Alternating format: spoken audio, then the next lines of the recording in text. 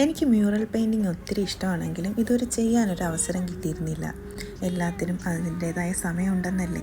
നാട്ടിലുള്ള സമയത്ത് ഞാൻ എല്ലാ ആഴ്ചയിലും ക്ഷേത്രത്തിൽ പോകുമായിരുന്നു. എൻ്റെ ഇഷ്ടപ്പെട്ട ക്ഷേത്രം എന്ന് പറയുന്നത് ഞങ്ങളുടെ നാട്ടിലെ കല്ലടയാറ്റിന് തീരത്തായിട്ടൊരു ശിവക്ഷേത്രമുണ്ട്. അവിടെ പോകാൻ 2 വഴികളുണ്ടെങ്കിലും ആറ്റിൻ്റെ തീരത്തുള്ള കൽപ്പടവുകളൊക്കെ കയറി പോകാനാണ് എനിക്കിഷ്ടം. കുറേയേറെ വർഷം പഴക്കമുള്ള അമ്പലമാണ്. കരിങ്കല്ല് കൊണ്ടാണ് ഈ അമ്പലം ഉണ്ടാക്കിയിരിക്കുന്നത്. ഇരുണ്ട വെളിച്ചത്തിലാണ് ശിവലിംഗം നമുക്ക് കാണാൻ പറ്റുന്നത്. ഒരു പ്രത്യേക തരം ഫീലാണ് അത് കാണാനായിട്ട്.